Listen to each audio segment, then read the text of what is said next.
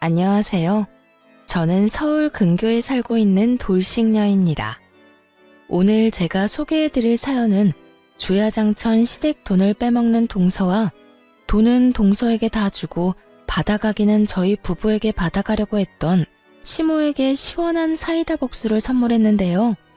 물론 남편놈도 두 인간과 별반 다르지 않아 이혼을 해버렸고요. 그러면 자세한 이야기 시작해보도록 할게요. 저와 남편은 알바를 하다 만나 결혼까지 하게 된 부부였어요.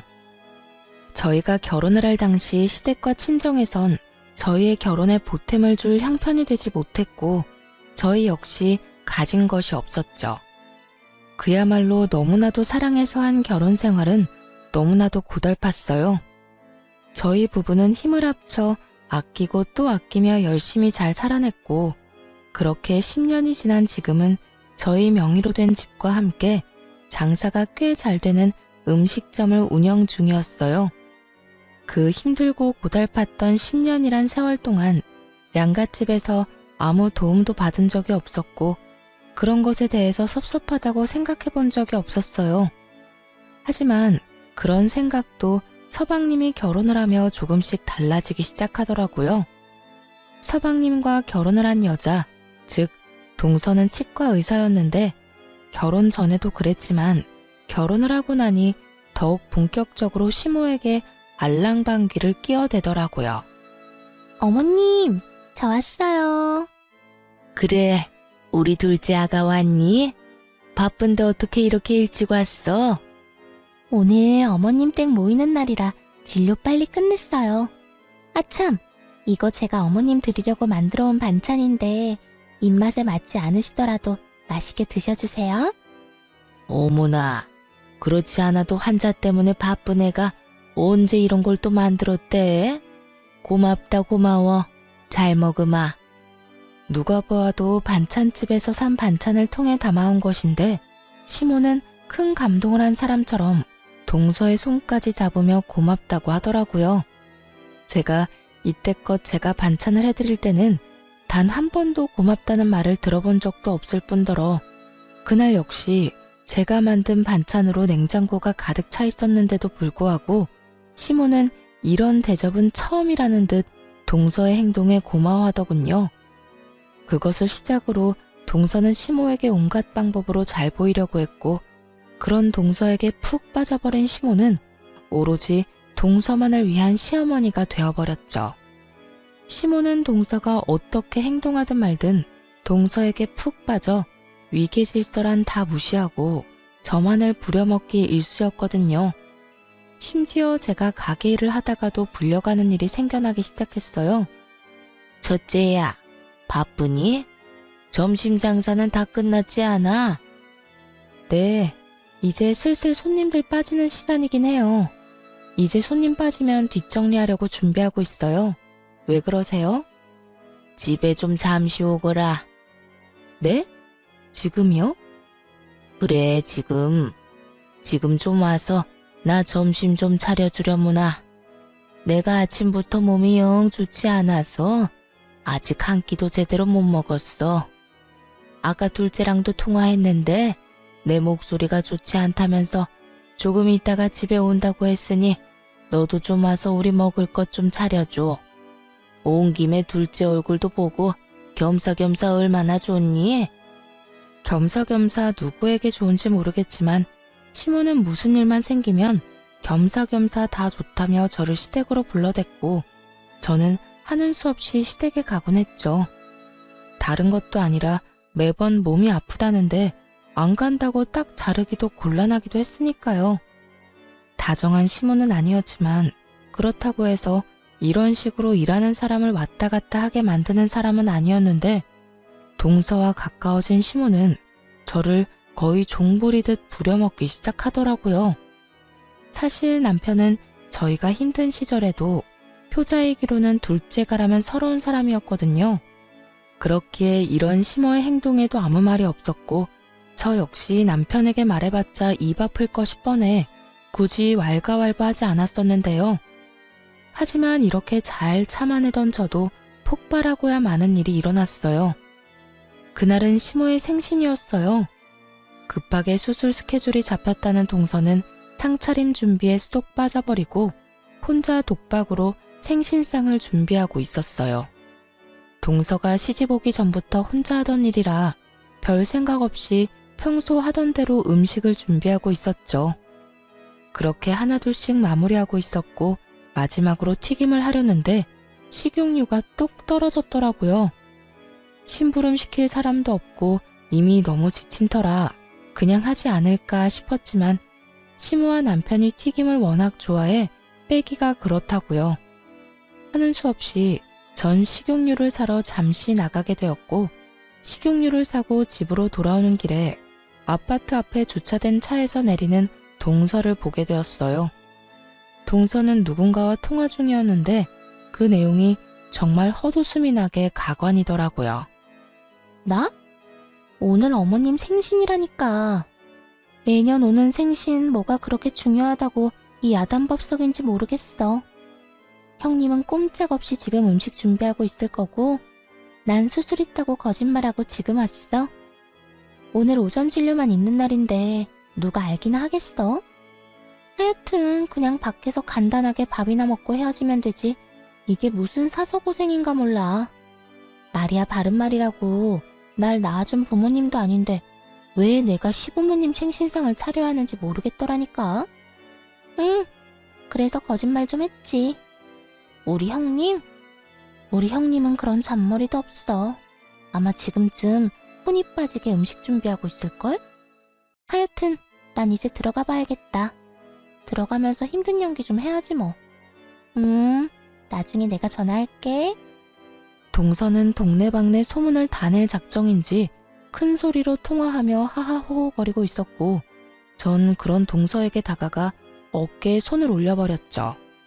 동서, 지금 이 말이 다 사실이야? 어머나, 깜짝이야. 형님, 그게 아니라요. 다 들으셨죠? 동서는 깜짝 놀라며 저를 귀신 보듯 쳐다보더라고요. 그러면서 말까지 더듬으며 어떤 변명을 해야 하나 눈알을 굴리는데 더는 들을 필요도 없어 보이더라고요. 무시하고 집으로 들어가려고 하자 동서가 다급히 붙잡기 시작하더군요. 됐어.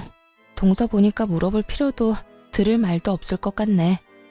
아직 해야 할 일 많아서 나 먼저 들어가 볼게. 아니, 형님, 잠시만요. 그게... 죄송해요. 형님만 독박으로 고생시킬 생각은 아니었는데 어쩌다 보니까 이렇게 됐어요. 그러니까 제발 어머님께 이야기하지 말아주세요. 형님도 어머님 성격 잘 아시잖아요.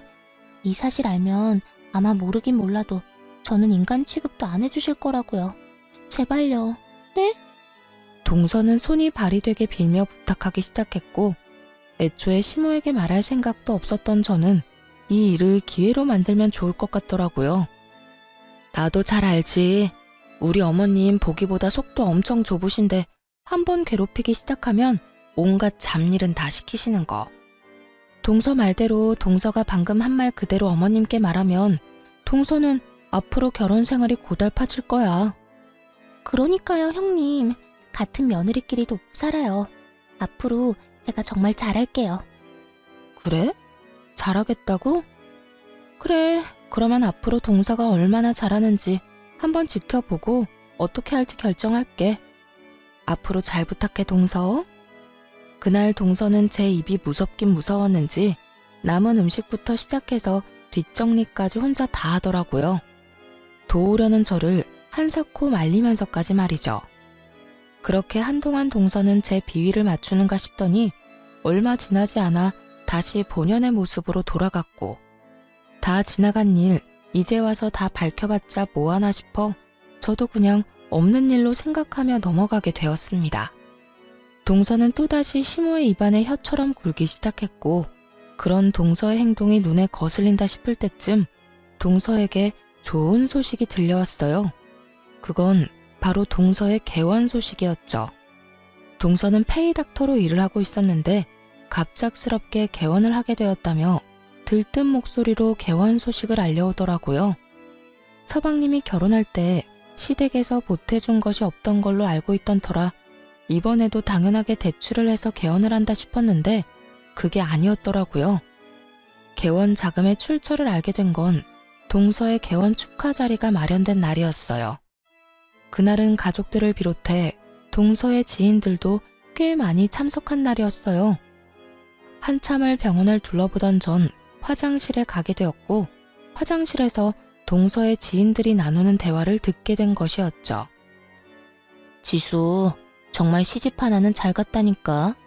시댁에서 지금 사는 집 살 때 돈도 보태주고 이번에 병원 개원도 시댁에서 도와줬다며?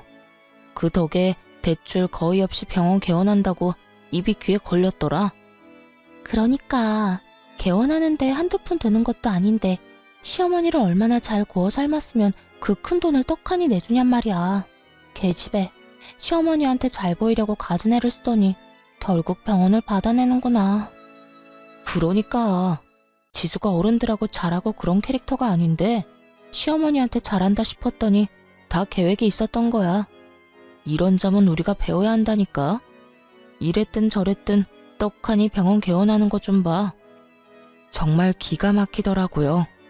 저희가 그렇게 힘든 세월을 견뎌낼 때도 저희에게 돈 100원 한 번 준 적 없던 시모였는데 적어도 몇 억이 되는 돈을 턱하니 내놓았다고 하니 속이 쓰릴 수밖에 없더라고요.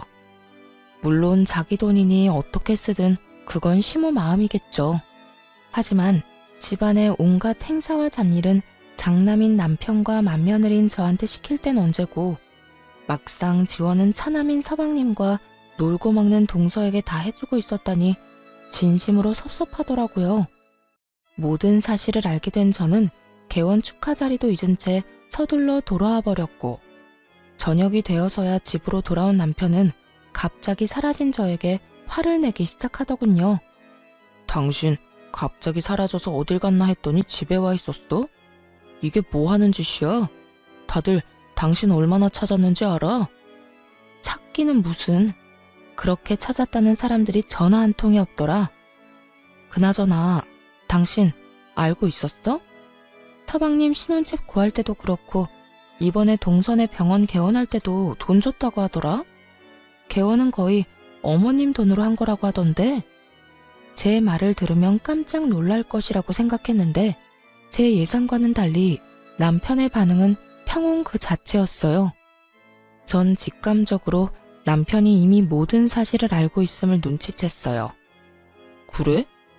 그런데 당신은 그걸 어떻게 알았어? 나야 어쩌다 보니. 그런데 당신 반응 보니까 당신도 알고 있었던 눈치다. 언제부터 알고 있었던 거야? 왜 나한텐 말 안 했어? 저의 닭달의 남편은 태연한 얼굴로 저를 쳐다보지도 않고 이렇게 말을 하더군요. 중요한 문제도 아니고 해서 말한다는 걸 잊었어. 굳이 말할 필요도 없는 문제라고 생각했고. 남편의 말을 듣는데 섭섭함이 가득 차오르더라고요. 저희가 가게를 열 당시 아무리 끌어다 모아도 돈이 조금 부족해 시모에게 조금만 도와달라며 부탁을 드린 적이 있었는데 단칼에 그런 돈은 절대 없다며 난색을 보이던 시모의 얼굴이 떠오르며 그 섭섭함은 곱절이 돼버렸어요. 이게 무슨 경우야? 당신은 안 섭섭해? 나만 섭섭한 거야? 시댁에서 일어나는 크고 작은 일은 나랑 당신이 다 하는데 돈은 서방님하고 동서가 다 받아간다고? 이 사실이 나만 섭섭한 거야? 당신은 기억도 안 나?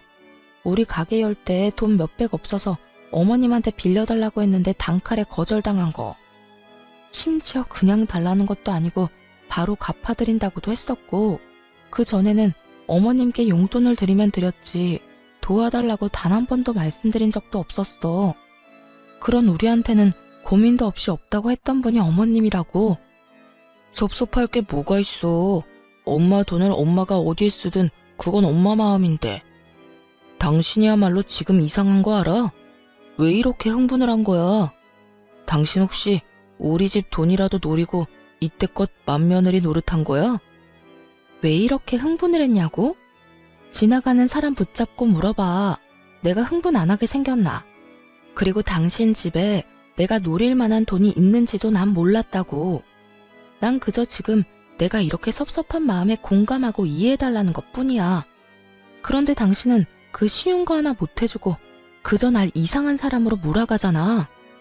사람인지라 일은 일대로 하고 시집살이는 시집살이대로 당했는데 도움은 애먼 사람이 다 받았다고 생각하니 심사가 뒤틀리긴 하더라고요.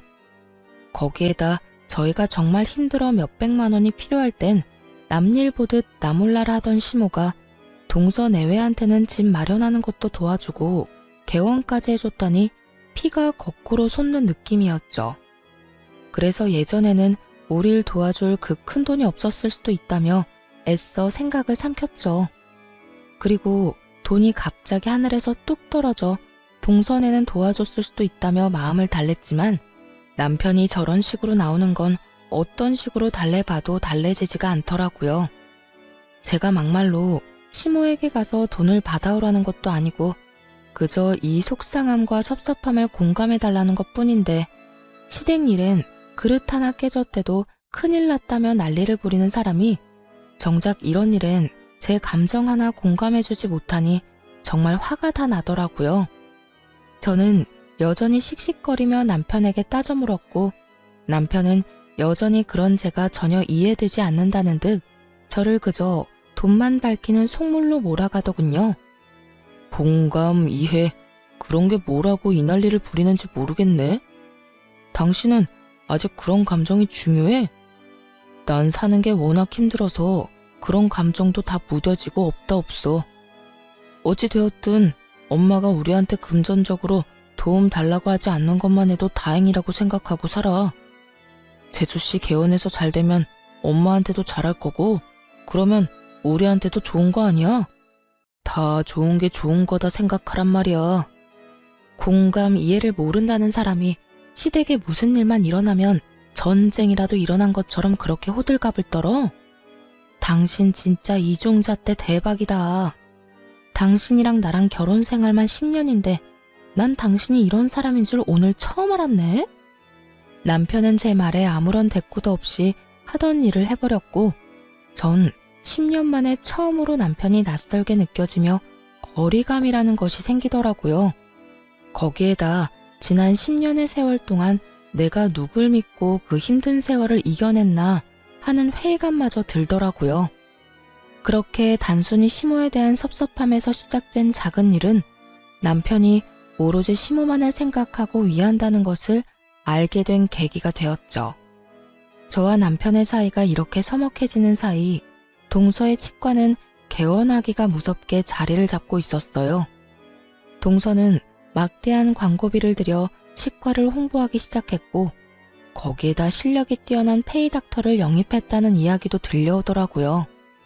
씁쓸하긴 했지만 쫄딱 망하는 것보단 여러모로 다행인 일이니 좋은 마음으로 동서의 앞날을 응원하며 저 역시 제 가게에 힘쓰고 있었어요. 늘 그러했듯 남 도움을 바라지 않고 스스로 잘 살아내보자 다시 한번 의지를 불태웠던 것이었죠. 그런데 이쯤부터 돈이 계속 빈다는 느낌이 있더라고요. 가게를 운영하다 보면 돈이 딱 맞아떨어지는 달이 적긴 하지만 그 차이액이 크진 않았는데 이쯤부턴 꽤 큰 금액이 빈다는 느낌이 있었어요. 돈 관리는 저보다 훨씬 꼼꼼하고 계산이 바른 남편이 하고 있었던 터라 저는 대충 계산을 했는데도 크게 빈다는 느낌이 들었고 전 정기 휴무를 기다렸다가 본격적으로 계산을 해보게 되었죠. 아니나 다를까 제 느낌대로 몇 달째 돈이 비고 있었고 전 돈 관리를 하던 남편에게 이게 무슨 일인지 물어보았어요. 여보, 이게 뭐야? 몇 달째 왜 이 큰 금액이 비는 거야? 크게 차이나도 50만 원 넘긴 적이 몇 번 없었는데 이건 너무 많이 비는데 당신도 알고 있었어? 생각보다 많이 비는 금액에 깜짝 놀라 남편에게 묻고 있는데 남편은 그런 저와는 상반되게 아주 태연한 모습으로 이렇게 말하더군요. 그거? 우리 집에 좀 줬어. 나도 알고 있으니까 당신은 신경 쓰지 마. 순간적으로 너무 어이가 없어 말도 나오지 않더라고요. 남편 혼자 번 돈도 아니고 함께 발바닥에 땀이 나게 노력해서 번 돈을 저에게 한마디 상의도 없이 그것도 몇 달째 주고 있다니요. 심지어 남편의 말투로 미루어 볼 때 단발적으로 끝내는 것이 아닌 앞으로 계속 이 큰 금액을 주겠다는 말로 들리더군요. 뭐? 어머님을 드렸다고? 왜? 아니, 이유 불문하고 이런 일은 나한테 상의는 했어야지. 이렇게 큰 금액을 계속 주고 있으면서 왜 나한테 말도 안 한 거야? 어차피 줘야 할 돈 당신한테 말해봤자 이렇게 난리밖에 더 피워? 난리를 피우더라도 당연히 상의는 했어야지. 도대체 당신한테 나는 뭐야? 그저 열심히 일해주는 식당 아줌마야? 그렇지 않고서야 어떻게 나를 이렇게까지 무시를 해? 내가 당신이 이럴까봐 아무 말도 안 한 거야. 부모한테 잘하는 게 이렇게까지 난리를 부릴 일이야? 우리 엄마 집 담보대출까지 받아서 재수씨 도와줬다고 하더라. 그런데 재수씨 병원이 생각보다 어려워서 대출금 갚아줄 여력이 안 된다고 하는데 어쩌겠어? 형편되는 내가 도와드려야지. 남편의 말을 듣고 있는데 정말 어이가 없더라고요. 동서의 병원엔 이미 2달 예약이 다 찼다는 소문이 자자한데 아무것도 모르는 심우와 남편은 동서한테 감쪽같이 속아 애먼 피해를 보고 있는 상황이었어요. 동선의 병원이 힘들어? 참나. 그렇게 큰 돈을 내줄 거면 제대로 알아보기나 했어야지. 동선의 병원 지금 예약이 1달 넘게 밀려있다고. 알지도 못하면서 어머님이나 당신이나 다 속고 있다 이 말이야. 환자가 많다고 다 돈 버는 것도 아니고 이리저리 쓸 일이 많겠지. 설마 재수씨가 돈이 있으면서 엄마를 모른 척하는 거겠어? 아 됐어. 그냥 우리 형편이 어려운 것도 아니고 그냥 좀 도와드리자. 당신 기억 안 나? 어머님이 우리한테 도와달라 안 하는 게 어디냐고 한 말. 그렇게 말하면서 어머님이 누굴 도와주든 상관하지 말자고 하더니 지금은 형편되는 사람이 도와주자고? 지금 그걸 말이라고 해? 어머님이 우리가 힘들 때 도와주신 것도 아니고 하물며 지금 그 돈도 어머님을 위해 쓴 돈도 아니잖아. 그 돈 다 동서한테 투자한 돈이고 당신이 그렇게 계속 대출금 갚아주면 우리가 힘들게 번 돈으로 동서 개원시켜준 거밖에 더 돼? 그렇게 되면 뭐가 또 어때서 이러는 거야. 가족끼리 힘들 때 좀 도와주면 되는 거지. 당신 이렇게 돈 하는 여자였어? 정말 실망이다. 나야말로 실망이야. 돈을 쓸어다 모으면서 어머님한테 돈 갚으려고 하니 아까워서 거짓말하는 동서나 투자란 투자는 동서한테 다 하고 돈은 당신한테 갚으라는 어머님이나 그걸 또 고지 곧대로 믿고 호구질이나 하는 당신이나 다 실망스럽다고. 가족끼리 힘들 때 도와준다고? 우리 힘들 때는? 우리 힘들 때는 다들 아는 척도 안 했어. 난 절대 싫어. 절대 싫으니까 동서 때문에 생긴 빚은 동서한테 다 갚으라고 해. 남편은 여전히 제 말은 귓등으로도 듣지 않는 듯했고 전 도무지 안 되겠다는 생각에 다음날 바로 동선의 병원으로 찾아갔어요. 병원에 환자들로 넘쳐나고 있었는데 진료 중인 동서를 기다리다 보니 점심시간이 되어 동서와 이야기를 나눌 수 있었어요. 형님, 여기까지 무슨 일이세요? 그리고 이왕 올 거면 좀 제대로 차려입고 오시지. 여기 일하는 간호사들이 보고 뭐라고 하겠어요? 제 지위도 좀 생각해 주셔야죠. 동서는 살만한가 봐. 차림새 신경 쓸 틈도 있고 말이야. 난 동서가 개원 때문에 어머님이 진빚 갚느라 허리가 휘어서 차림새를 신경 쓸 틈이 없어서 말이야. 한껏 비꼬는 제 말에 동서는 난색을 보이며 시키지도 않은 변명을 해대기 시작하더군요.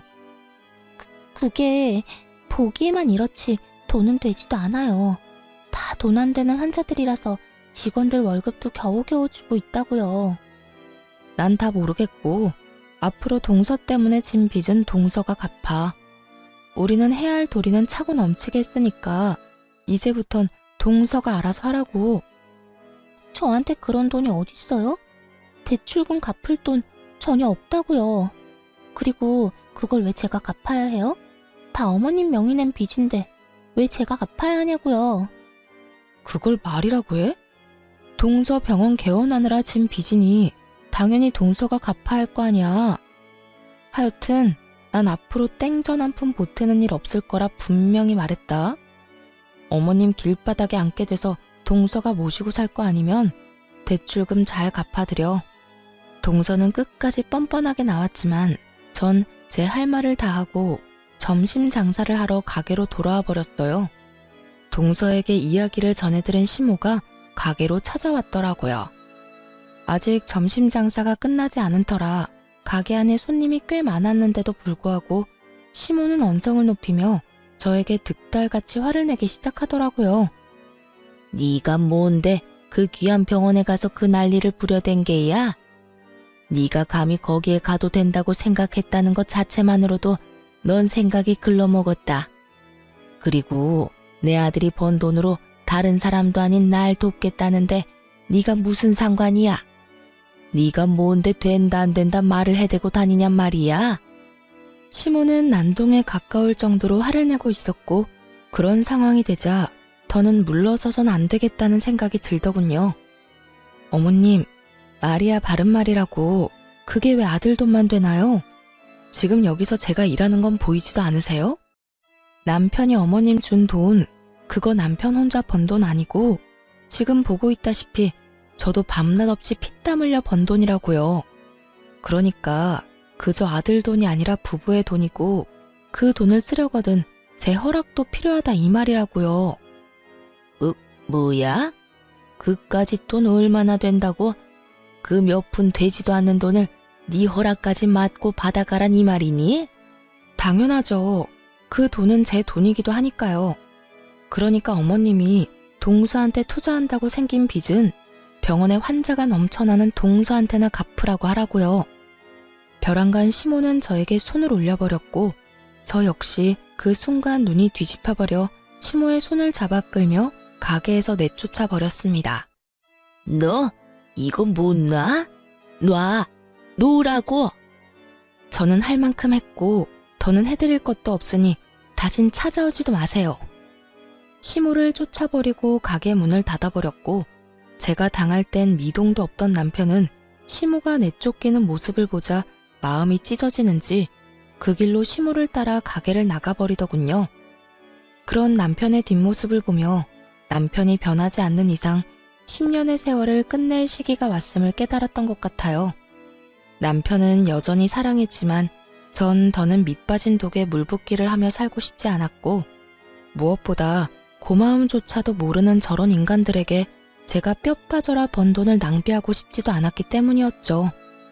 남편은 장사가 끝날 때까지 돌아오지 않았고 저 혼자 가게 마감을 하고 집으로 돌아가니 혼자서 술을 마시고 있더군요.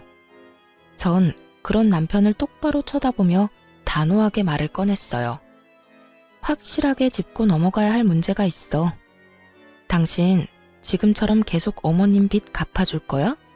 내가 반대한다고 해도? 제 말에 남편은 고개를 잠시 들어 힐끗 보고는 이내 술잔을 기울이며 당연하다는 듯 말을 하더라고요. 그러면 어떡해. 나 아니면 우리 엄마 길거리에 나앉게 생겼는데 당신이 반대해도 나는 도울 거야. 그나마 있던 신랄 같은 기대도 사라지고 전 확고해진 제 마음을 전달하기로 했어요. 그래? 그러면 알겠어. 당신이 당신 부모 돕겠다는 걸 내가 말릴 수는 없고 그냥 나랑 이혼을 해. 그리고 당신 집 마음껏 도우면서 살아. 뭐? 당신 지금 이혼이라고 그랬어? 우리가 여유가 없는 것도 아니고 이제 우리도 먹고 살만 하잖아. 그런 우리가 엄마 좀 돕는 게 이혼할 사유가 돼? 당신은 어떻게 생각할지 몰라도 난 싫어. 어머님이 정말 순수하게 생활고에 시달린다고 하면 나 도울 수 있어. 그냥 돕는 것도 아니고 최선을 다해서 할 수 있는 방법은 다 동원해서 어머님 도와드릴 수 있다고. 그런데 지금 상황은 그런 상황이 아니잖아. 돈을 갚아야 할 사람은 따로 있고 그 사람도 충분히 능력이 되는데 왜 우리가 그 돈을 갚아야 하냐 이거야. 당신 이렇게까지 속물이었어? 어떻게 돈 때문에 10년을 같이 산 나한테 감히 이혼하자는 말까지 할 수가 있어. 내가 단지 돈 때문에 이러는 것 같아? 처음엔 돈이었지. 그런데 난 지금 당신한테도 실망이 커. 솔직히 말하면 시댁 일이라면 물불 가리지 않는 당신 보면서 오만 정이 떨어지려고 한다고. 그러니까 그냥 이혼해. 난 더는 이 결혼에 미련 없어. 이미 전 남편에 대한 사랑보다 제 삶에 대한 불쌍한 감정이 더 컸고 이혼을 해도 미련 없이 돌아설 수 있다는 확신이 있었기에 더욱 단호하게 이혼을 말하게 되었어요. 없이 살다가 돈 좀 만지다 보니까 아주 미쳤구나. 그래서 돈밖에 눈에 보이는 게 없어. 그래, 이혼하자. 그까짓 이혼해도 나도 아쉬울 거 하나 없어. 이거 왜 이래? 그래, 당신이 그렇게 나오니 소송까지 할 필요는 없을 것 같고 재산 정리해서 정확히 반반으로 나누고 찢어지자. 그래도 10년 산 정이 있는데 시끄럽고 구질구질하게 끝내지 말고 깔끔하게 끝내자고. 그래, 바라던 바야. 10년의 세월이 무색하리만큼 저와 남편은 이렇게 간단하게 이혼을 하게 되었고 가게를 비롯해 모든 재산은 정리해 정확히 반반으로 나누고 저흰 각자의 길을 가게 되었습니다. 이혼을 할 당시 전 남편은 저에게 본인이 전 시댁의 식구들한테 말할 테니 한동안은 아무 말도 말아달라는 마지막 부탁을 하더라고요. 전 굳이 그 사람들과 말을 섞고 싶지 않아 알겠다고 말했죠. 그렇게 모든 정리를 하고 새 출발을 시작했죠. 마음이 아프지 않았다고 하면 거짓말일 테고 마음이 아프기도 했고 제 예상보다 많이 미련이 남은 것도 사실이었어요. 하지만 미련 때문에 전 남편과 계속 부부관계를 유지하기엔 다른 사람 좋은 일만 시킬 앞날이 뻔했고 무엇보다 시댁을 향한 전 남편의 무조건적인 태도에 질릴 대로 질렸거든요. 마음 굳건히 먹고 제 앞날만을 보며 살기 시작했어요. 이혼을 하고 난 후 저는 다른 동네에서 새 가게를 차리게 되었고 레시피는 제 머릿속에 다 있었던 터라 점점 파리만 날린다는 전 남편의 가게와는 달리 제 가게는 소문에 소문을 타고 점점 더 장사가 잘 되어가고 있었죠. 점점 가게가 바빠지자 혼자로선 감당이 안 되었고 다른 사람을 믿을 수가 없어 남동생까지 불러 홀을 맡기고 전 주방 일을 보곤 했어요. 그렇게 전 이혼에 대한 아픔을 이겨내고 다시 새 출발을 잘 하고 있었습니다. 그러던 어느 날 한 손에 짐을 든 전 시모와 함께 동서까지 가게로 찾아온 것이 아니겠어요? 이혼한 지가 언젠데 왜 찾아왔나 싶어 쳐다보고 있으니 동서가 한숨을 푹 내쉬며 입을 열더군요. 아, 어머님 집 결국 경매로 넘어가게 됐어요. 장사가 이렇게 잘 되는데 무슨 돈이 없다고 그리도 오는 소리를 해대신 건지. 어쨌든 형님네가 대출금 안 갚아줘서 이렇게 된 거니까 형님이 책임지세요. 보아하니 돈방석에 앉으신 것 같으니 형님이 어머님 모시고 사시든지 아니면 집을 마련해 주시든지 알아서 하라고요. 뭐라고? 그게 무슨 말이야? 왜 내가 나랑 상관도 없는 사람을 모셔야 해? 이 집 효자 장남은 어쩌고 나한테 왔냐고. 형님, 말 진짜 이상하게 하네요. 아주버님이 맡고 계신 1호점은 망하기 직전이고 형님이 맡고 있는 2호점은 초대박이 났으니 당연히 이리로 어머님을 모시고 왔죠. 파리만 날리는 가게에 가서 어머님 모시란 말을 어떻게 해요? 어찌되었든 형님이 맏며느리니까 알아서 하세요. 난 그럴 생각 없으니까 당장 다시 데리고 가. 아, 나도 모른다고요. 우리 먹고 살기도 힘들어 죽겠는데 내가 왜 어머님까지 모시고 살아요? 내가 맏며느리도 아니고 형님이 계시는데. 들어보니 전 남편은 그때까지도 이혼 사실을 숨기고 있는 듯 하더라고요. 가게 1호점은 전 남편이, 2호점은 제가 맡아서 하고 있다는 말도 안 되는 거짓말을 하고 있었고 전 남편의 가게가 망해가자 전 시모에게 도움을 주지 못하게 되었고 그렇게 빚 독촉에 시달리던 전 시모는 결국 경매로 집까지 넘어가게 된 것이었어요. 동서의 손에 들린 명품 가방만 보아하니 치과는 계속 잘 되는 듯한데 집까지 경매로 넘어갔다고 하는 걸 보니 동서는 시모를 도울 생각은커녕 모실 생각조차 없어 보이더군요. 즉 금전적인 도움만 받고 더 줄 것 없는 시모를 저에게 버리겠다는 거죠. 귀찮은 짐짝 떠넘기듯 저에게 데려가라고 하는데 이게 진짜 인간이 맞나 싶더군요. 심지어 제가 대답도 하기 전에 먼저 가게를 박차고 나가버렸어요. 전 그 즉시 시모를 데리고 치과로 향했고 그곳에서 제가 당한 그대로 난동을 피워버렸어요. 동서는 붉어진 얼굴로 득달같이 따지기 시작하더군요. 이게 뭐 하는 짓이에요? 여기 병원이라고요. 당장 나가지 못해요? 왜? 네가 우리 가게 와서 난동 부리는 건 되고 내가 네 병원 와서 이러는 건 안 돼? 무슨 이런 이중적인 잣대가 다 있어? 당연한 거 아니에요? 병원이랑 식당이랑 같은 줄 알아요. 당장 나가라고요. 그리고 어머님은 또 왜 모시고 온 거예요? 당장 어머님 데리고 나가라고요. 그 순간 두 며느리한테 버림받았다는 사실 때문에 고달픈 시모가 그 자리에서 주저앉아 땅을 치며 울기 시작하더군요. 자신의 신세를 한탄하면서 말이죠. 아이고 아이고 내가 이런 꼴이나 보려고 이 나이까지 살았나. 이렇게 살아 뭐해. 그냥 확 접신물에 코 박고 영감이나 따라가야지. 곡소리가 커지면 커질수록 동서의 얼굴이 썩어가고 있었죠. 저는 손에 든 짐을 던져주며 말했죠. 수억 들인 이 병원이나 나한테 전부인 내 가게나 소중하긴 매한가지야. 그리고 너한테나 어머님이지 나한테는 아무것도 아니거든? 그게 무슨 말이에요? 나 이혼한 지 1년이 넘었어. 그런데 왜 내가 맏며느리고 왜 내가 이 아줌마를 모셔야 해? 이제 며느리는 너 하나뿐이고 보아하니 환자도 여전히 많아 돈방석은 네가 앉았을 것 같은데 네가 모셔. 제 말에 전 시모와 동서는 너무 놀라 입도 다물지 못한 채 가만히 있었고 전 병원 가득 앉아있는 환자들을 향해 이렇게 외쳐줬어요. 이 병원도 애초에 여기 있는 네 시어머니 돈으로 개원해놓고 이렇게 환자도 많으면서 돈 없다고 빡빡 우겨대면서 대출금을 안 갚아줘서 집까지 날려먹게 만든 게 말이나 된다고 생각해? 그렇지 않나요, 여러분? 세상에 이렇게 파렴치한 사람이 허울 좋은 치과 의사라고 하니 저도 참 기가 다 차네요. 제 말에 순서를 기다리던 환자들이 일제히 수근거리기 시작했고 동연배의 어르신들은 동서에게 손가락질까지 하며 욕을 하시더군요.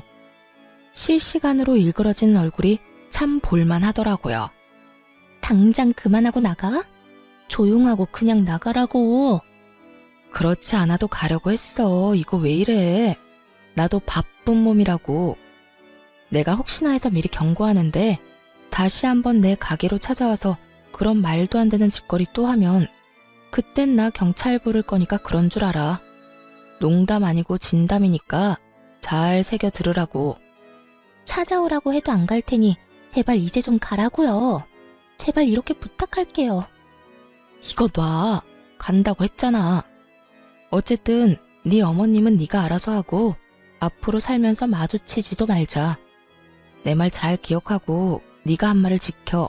알겠어? 그렇게 전 가게로 돌아와 버렸고 이젠 정말 끝일 거라 생각했는데 이번엔 다름 아닌 전 남편에게서 연락이 왔더라고요. 여보, 잘 지내? 여보는 무슨? 우리 이혼한 사이인 거 잊었어? 무슨 일로 전화를 다 했어? 그게 당신도 들었나 모르겠는데 내 동생도 결국 이혼했어. 알고 보니 당신 말대로 재수씨가 아주 못쓸 인간이었더라고. 돈은 돈대로 벌고 있으면서 엄마한테 돈 갚기가 싫어서 없는 척하면서 우리 엄마 집까지 경매로 넘어가게 했던 거였어. 그것도 모자라서 당신한테 찾아가기까지 했다면서. 내가 그 이야기 듣고 당신 목까지 그 여자한테 뭐라고 했어. 물론 내 동생도 한 소리 했고 말이야. 도저히 그런 여자랑 살 수 없다면서 이혼도 했고 병원 개원할 때 도와준 돈도 재판까지 해서 다 받아내게 됐어. 잘 됐지? 묻지도 않은 말을 한참을 떠들어대던 전 남편은 제가 별다른 반응이 없자 하소연을 하기 시작하더라고요. 자랑이나 하려고 전화했어? 아니, 그런 건 아니고 사실 나 요즘 많이 힘들어. 가게도 내 마음처럼 돌아가지도 않고 집에 가도 마음 터놓고 이야기 나눌 수 있는 사람도 없고 말이야. 가게에 파리만 날려서 마음이 힘든 것보다 외롭고 공허한 마음에서 오는 심적인 스트레스가 너무 심한 것 같아. 정말 눈물 없인 들을 수 없는 하소연이더군요. 그러게 있을 때 잘하지. 왜 이제 와서 이런 우는 소리를 해대나 이해가 되지 않았어요. 그래서 하고 싶은 말이 뭔데? 당신답지 않게 빙빙 돌리지 말고 용건이나 빨리 하고 전화 끊어. 그게 그래서 하는 말인데 우리 다시 합치면 안 될까? 나 아무래도 당신 없이 사는 건 너무 힘들 것 같아. 당신이 있었기에 이 정도로 살았던 건데 그걸 너무 늦게야 깨달았어. 난 당신이 뒤에서 밀어주고 앞에서 끌어줘야 하는 사람인데 당신이 그렇게 가버리고 나니까 나란 인간은 아무것도 할 수가 없더라. 내가 그땐 정말 미안했어. 당신이 틀린 말하는 사람도 아닌데 내가 너무 감정적으로 당신을 대했던 것 같아. 만약 당신이 한 번만 더 기회를 준다면 남은 삶은 당신만을 위해서 살게.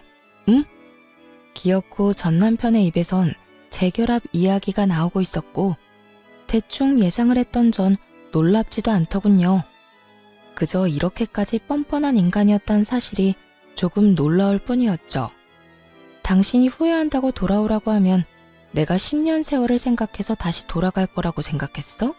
난 당신한테 이혼하자고 하는 순간부터 내 인생에서 당신을 지웠어. 내가 만약 당신한테 조금이라도 미련이 있었다면 동서가 당신 엄마 데리고 우리 가게로 왔을 때 그런 식으로 당신 엄마를 동서 병원에 다시 데려다 놨을까? 당신은 그때도 날 몰랐지만 여전히 날 잘 모른다.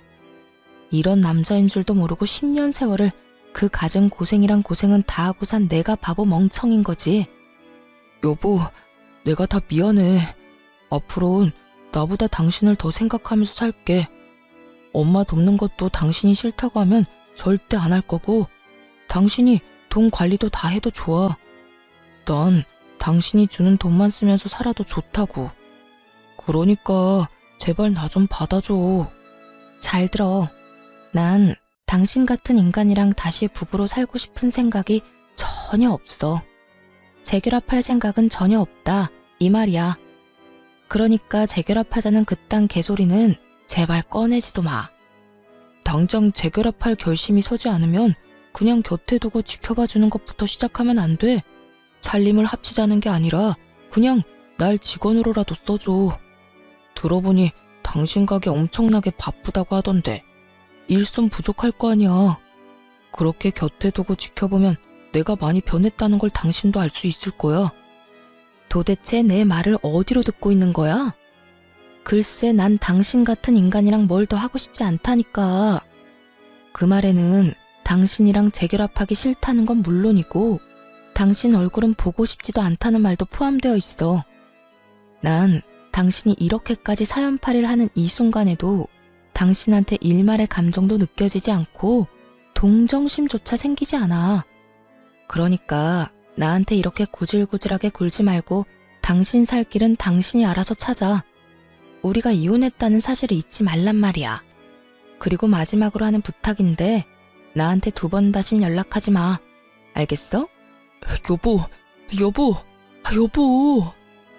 다급하게 저를 불러댔지만 전 그대로 전화를 끊어버렸고 그 다음날 바로 번호를 바꿔버렸어요. 그 후 들리는 소문엔 이혼한 동서는 환자 많은 병원만 믿고 대출을 내서 전 시모에게 돈을 돌려줬는데 계획대로 된 일은 하나도 없었다고 하더군요. 동네 치과 특성상 주로 60대 이상이 자주 가는 치과였는데 이미 동서의 만행에 대한 소문이 퍼질 대로 퍼져 폐륜녀가 하는 병원이란 딱지가 앉아버렸고 그렇게 예약 잡기가 힘들던 치과는 줄줄이 예약 취소는 물론이고 신규 환자의 발길도 끊겨버린 지 오래라고 하더군요. 아마 병원 문 닫는 것도 시간 문제이지 않을까 싶었어요. 전 남편 역시 상황은 좋지 않은 듯 했어요.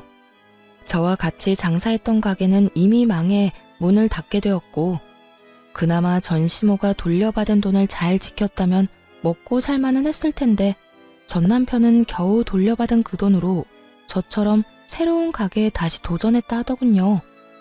전처도 했는데 자긴 못할까 싶었겠죠. 그런데 그 인간이 착각한 게 있어요. 예전에 함께 장사했던 가게는 돈 관리만 자신이 했을 뿐 음식 레시피 개발부터 식자재 관리, 손님 응대 그 모든 걸 제가 도맡아 했거든요. 대충 제 옆에서 눈동냥 한 걸로 또 장사가 대박이 날 줄 알았던 거죠. 자영업이 그렇게 쉬우면 누가 안 하려고 하겠어요? 그쵸? 아무런 노력도 없이 도전한 가게는 2달 만에 망했고 돈을 날리는 건 역시 시간 문제였죠. 그러게 진작 제 말을 좀 잘 듣고 저와 잘 살았다면 저런 식으로 깡통 차는 일은 없었을 텐데 라고 생각했네요. 그 후 전 여전히 가게를 운영하며 잘 지내고 있습니다. 어느 회사에서 저희 식당 메뉴 중 가장 인기 있는 메뉴로 밀키트를 만들어 보는 것이 어떠냐는 제안을 받게 되어 여러 시도들을 해보느라 바쁜 날들을 보내고 있네요. 가게는 어느새 2호점까지 생기게 되었고 2호점은 남동생이 맡아 하고 있어요. 동생이 얼마나 열심히 하는지 어떤 날은 1호점 하루 매출을 넘기는 날도 있다니까요. 제 동생이지만 정말 대단하지 않나요? 저는 일이 너무 바빠 만나는 사람은 없지만 언제든 기회만 된다면 연애를 할 생각은 얼마든지 있어요. 이혼을 후회한 적도 분명히 있긴 했지만 지금은 제 생활과 제 삶이 너무나도 만족스러워 행복한 나날들을 지내고 있답니다. 이렇게 저의 긴 사연도 끝이 났네요. 긴 사연 끝까지 함께 해주신 모든 분 감사합니다. 모두 행복하세요.